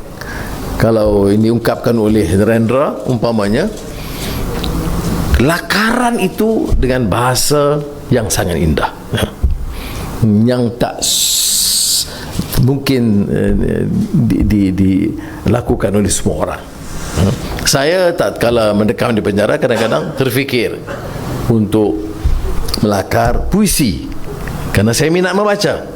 Hampir seluruh koleksi Samad Said, Keris, Tongkat, Rendra, Taufik Ismail dan juga Anna Akhmatova, Rusia dan lain-lain. Tetapi bila saya coba, saya banding dengan Densman dan Tongkat, saya kata malu lah aku. Memang saya rasa terlalu rendah. Jadi saya terus dengan penulisan dan catatan. Yang saya rasa ada keupayaan ketimbang melakar dengan kata indah. Tetapi lakaran itu dari mana? Dari pencernaan dari hati nurani. Ini yang kadang-kadang orang lupa. Tidak semua seniman, sudah Densman tahu benar, yang sebenarnya melakar dari keyakinan, dari hati nurani, tercerna, lakaran indah, tapi terpancar asalnya dari hati nurani. Jadi visi atau wawasan, fahaman, keyakinan yang sangat indah dan jelas. Nah, ini yang menyebabkan bukan saja lakaran itu indah, tetapi keyakinan yang dilontarkan, kepercayaan mereka, terutama bila disandari dengan nilai, isu nilai dan akhlak. Bukan saja soal luahan rasa pribadi. Ini tentunya perbahasan lama dari asas 50, seni untuk seni, seni untuk masyarakat. Saya tidak kupas itu, tapi saya rasa gabungan keduanya, mutu seni yang sangat tinggi dan kesedaran tentang permasalahan masyarakat. Paksi dan apa yang kita baca di sini itu sebenarnya adalah rangkaian esei penulisan yang dizahirkan kerana keresahan jiwa melihat kebobrokan yang ada dalam masyarakat. Tetapi seperti mana yang disebut oleh saudara yang mengupasnya, tahu beliau menyentuh sama Said dengan keluasan pembacaannya. Nah, ini kadang-kadang di kalangan anak muda tidak sangat hargai. Dia ingat ini siapa pun boleh tulis puisi. Betul, siapa pun boleh tulis puisi, ya. Tetapi kehebatan satu tokoh itu kerana keupayaan melakar berdasarkan korpus ilmu yang cukup luas, ya. Kalau saya katalah membaca semula, saya bernasib baik berbanding dengan pengalaman saudara. Saya ada banyak masa di penjara. Saudara tidak mungkin saingi saya dalam bidang itu, walaupun saudara mungkin seorang profesor, tetapi kerana waktu itu, ya, 10-12 jam satu hari itu boleh hanya membaca, dan juga membaca semula, rereading, ya, teks. Maunya membaca semula Khairul Anwar. Saya kagum kerana di umur yang muda dalam keadaan yang serba miskin dan terbatas, dalam suasana politik yang sangat kecamuk dan mencabar, punyai asas pembacaan yang kuat dan kukuh untuk memungkinkan beliau kemudian mencernakan dan melakar dengan kata-kata yang indah dan satu sikap dan pendirian yang jelas. Tidak semestinya kita setuju dengan semua atau falsafah pemikiran beliau, tetapi kita kagum kerana keupayaannya mengupas. Dan dia tidak hanya dari sudut emosi terbatas. Tadi disentuh tentang lebih dari dua rencana yang Din sentuh, Rahman Syari. Saya lebih lembut dalam hal menyanggah pandangan-pandangan kawan. Din lebih keras, ya. Tetapi ada isu lebih pokok di situ, ya, tentang yang juga disentuh tentang soal kebenaran dan mengapa seorang yang dianggap sarjana, pemikir, boleh kadang-kadang tergelincir kalau tidak ada paksi yang jelas dari sudut etika dan pandangannya. Yang juga dikupas panjang ialah soal pementasan atau seni atau drama dan teater yang dikait dengan juga soal Islam. Pada masa itu Din Usman dia agak terheret sedikit dengan PAS, sekarang agak terlepas sedikit, dan oleh demikian soal itu agak relevan, ya, bagaimana untuk membahaskan satu wacana sastra Islam. Ini pengalaman semua. Saya kalau sudah ikuti pengalaman Shahnun, ada period di mana beliau itu benar-benar selepas betul-betul tasawuf. Jadi kepada Hujatul Islam Imam Al-Ghazali. Jadi bila kita tasawuf itu, dia tasawuf yang betul-betul mendalam lah, sehingga kupasan seni itu saya rasa terbatas ataupun menyebabkan lemah mutu seni pada ketika itu kerana terlalu taksub dengan satu aliran pemikiran yang agak keras dan sempit pada ketika itu, ya.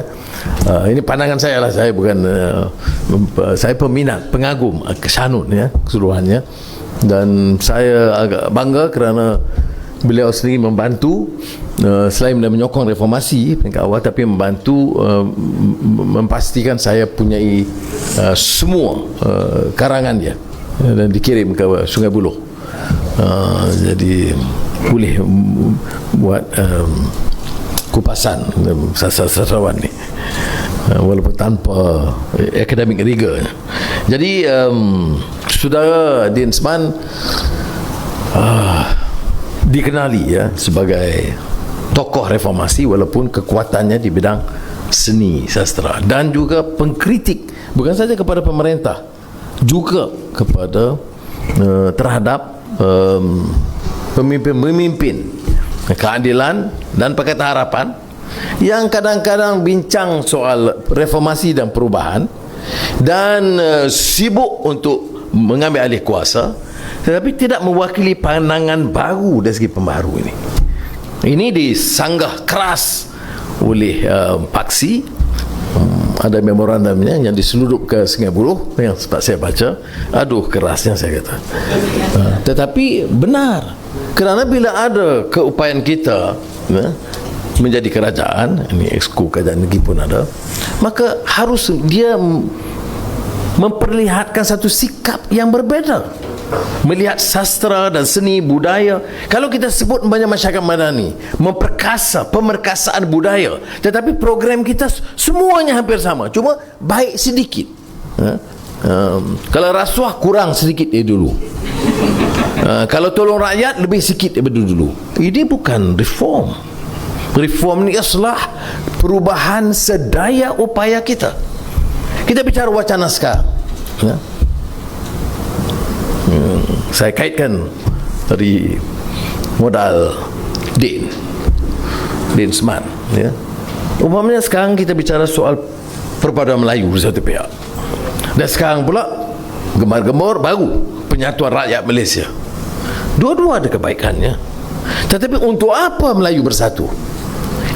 Untuk apa kita satukan Melayu, Cina, India, Iban, Kadazan? Oh, kerana lebih baik untuk Malaysia? Tidak. Persatuan dan perpaduan itu untuk satu cita-cita yang lebih murni dan luhur. Tidak ada maknanya bersatu tanpa usaha untuk mempertahankan dan menegakkan keadilan. Tidak ada makna bersatu kalau bersatu seperti dalam filem Alibaba Bujang Lapuk, bersatu menjadi penyamun. Ya, bersatu, kekuatan perpaduannya cukup mantap. Ya. Jadi pengalaman penyatuan rakyat, sama ada Melayu atau rakyat Melaya ketika itu, rakyat Malaysia, bukan suatu perkara yang baru.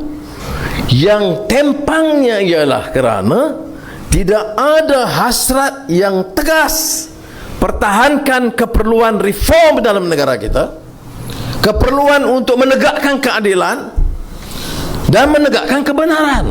Ini yang tempang dalam masyarakat kita, termasuk yang menyuarakan dan menuntut penyatuan besar, gagasan baru.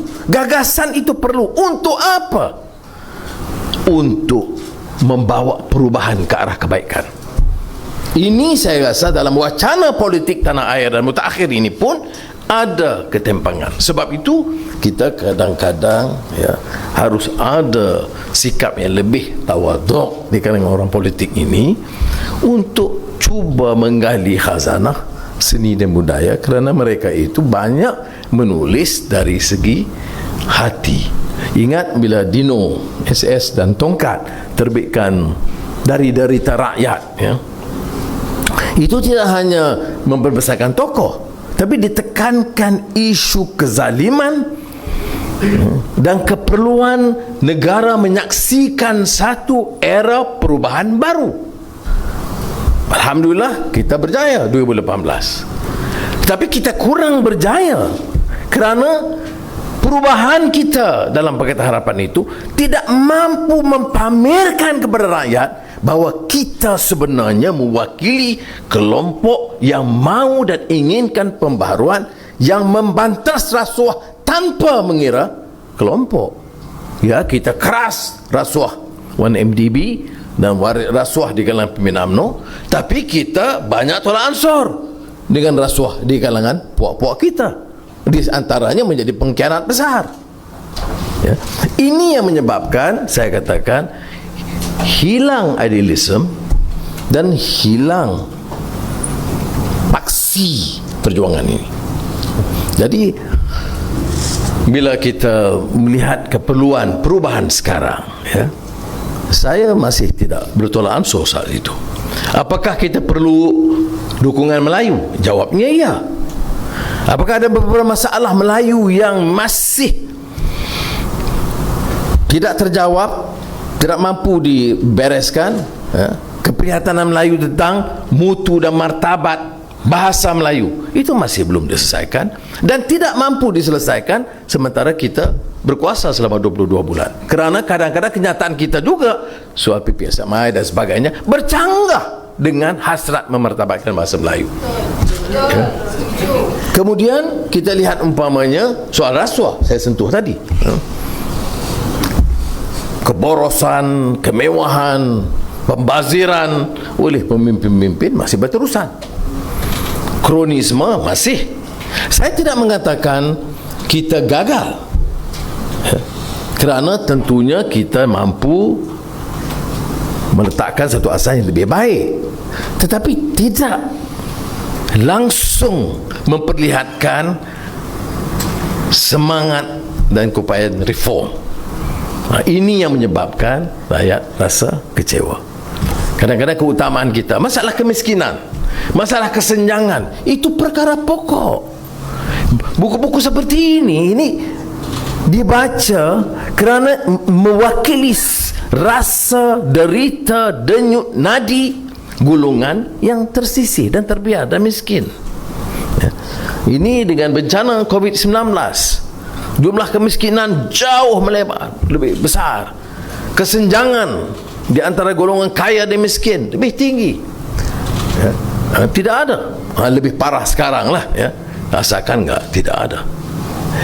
Sekarang kajian-kajian menunjukkan bahawa bencana COVID-19 ini tidak memiskinkan semua rakyat, mampu menjadikan sekelompok kecil itu lebih kaya dan lebih besar. Orang yang pegang monopoli, orang yang pegang industri yang seperti getah dan sebagainya, itu kejayaan mereka itu melambung. Saya hanya harap orang-orang ini ada sedikit rasa cinta seni dia. Kerana seni dia, hati nurani, dia akan merasakan harus berbuat sesuatu yang lebih kepada rakyat. Ya? Kerana tanpa keamanan, tanpa politik yang stabil, tanpa pejabat awam dan penjaja dan pekerja di bawah, tidak mungkin syarikat ini boleh mencatat kekayaan yang besar. Kita lihat umpamanya di dunia sekarang, kononnya di barat, ada sanggahan yang keras terhadap orang-orang yang mendapat mengumpul kekayaan berbilion-bilion dolar tambahan atau trilion akibat COVID-19, tetapi tidak mencurahkan sebahagian besar kepada rakyat. Jadi ada orang ini seperti membina mahligai atas pusara, betul-betul jadi begitu. Jadi ada yang mampu membina mahligai tapi atas pusara rakyat. Ini juga yang kita sering tegur di parlimen, bagaimana pemimpin-pemimpin politik sekarang memikirkan kedudukan mereka, allowance mereka, dan kurang memberikan pertimbangan terhadap masalah dan derita rakyat. Bagi saya, kalaupun kita mahukan ada perubahan dengan segala percaturan politik itu, ya, dengan percaturan politik yang banyak simpang siurnya, jangan tanya seniman. Ya, tetapi yang sama sekurang-kurangnya yang boleh kita jiwai apa dia? Tidak boleh beransur dari segi cita-cita membawa perubahan ke arah kebaikan. Yang islah mastata'tum itu mesti perubahan sedaya upaya ke arah kebaikan. Maknanya selagi rasuah itu menjadi sistemik dalam negara kita, tidak mungkin kita dapat selesaikan sebagian masalah. Maka mau tonjolkan tokoh, mau tonjolkan sahabat, ya, segala kecacatan yang lalu, tetapi yang tidak boleh disangkal ialah kenyataan bahawa tokoh yang harus membawa perubahan itu mesti tegas untuk menjamin keselesaan hidup rakyat. Dan saya rumuskan dengan semangat Densman tadi, iaitu dia dengan Zuna sebenarnya dalam harakah dia memang saya hampir sempat baca hampir tiap keluaran, walaupun tidak dibenarkan oleh penjara, tetapi ramai staf penjara itu yang simpati. Jadi kadang-kadang bubuh dalam uniform dia pass kepada saya, masih boleh. Ataupun peguam saya akan letakkan dalam file ini, katanya dokumen mahkamah, dan dokumen mahkamah itu tidak boleh dia baca oleh pegawai dan staf penjara, hanya boleh diserah kepada saya. Jadi saya percaya setengah staf penjara dia tahu kandungan di dalamnya, tapi diizinkan. Itulah sebabnya mengapa saya menjadi setelah keluar dari penjara pakar penyeludupan. Bezanya saya menefaatkan hanya menyeludup karya, tidak menyeludup daging. Dan bila menyeludup daging, JAKIM hari ini semalam menjawab, ini bukan urusan kami. Saya nak tegaskan hanya dalam dua bait dalam hal ini, ya. Ini sebagai contoh paling hina dan keji bagaimana darah daging umat itu pun diceroboh, ya. Dijanjikan halal. Ini bukan soal Kementerian Pertanian saja, tetapi juga JAKIM, kerana yang bagi shop halal itu yakin. Jadi harus sama-sama bertanggungjawab. Saya tidak fikir wajar untuk umat Islam dan rakyat Malaysia memaafkan kecelakaan ini, kesialan yang berlaku, dan harus ada tekad politik untuk segera memberi jawapan dan menghukum orang-orang yang telah menggunakan agama. Ini klasik, ya, secara paling klasik memperalatkan agama dan di samping itu meracuni rakyat. Ya. Jadi saya ambil kesempatan ini untuk menyentuh hal kartel daging ini. Saudara-saudara Seman, percayalah, ya, orang politik ini memang pakar janji. Tapi kalau sudah lihat tulisan saya dari zaman muda di ABIM, sehinggalah saya masa jadi menteri dalam kerajaan, soal pemerkasaan budaya, kejelekan budaya itu tidak pernah saya tinggalkan. Maka bila saya katakan bahawa corak dan rupa bangsa dan negara Malaysia ini harus dilihat dari segi kehebatan memacu pertumbuhan ekonomi yang segar, sama hebat dengan usaha dan ikhtiar, kejelekan budaya dan pemerkasaan seni budaya tanah air. Dengan lafaz Bismillahirrahmanirrahim, saya dengan segala sukacitanya meluncurkan buku Din Seman 100 esei seni dan sastra era reformasi 2008-2011.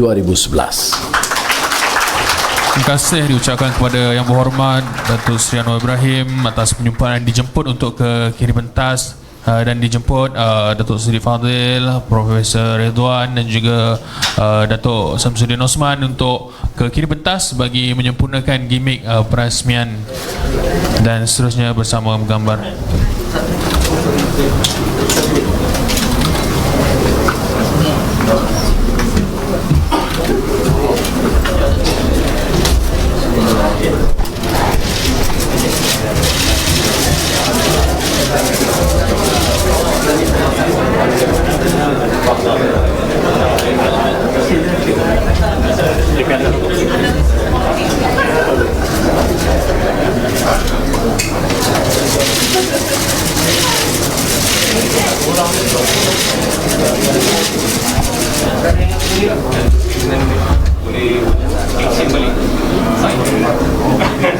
Hadirin sekalian, dengan sempurnanya gimmick pelancaran itu, maka sempurnalah majlis kita pada hari ini.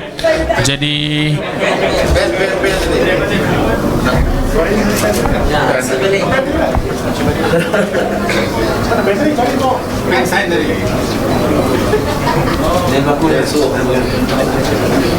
dari orang politik menjadi seniman ke orang seni dan pelakon. Okay,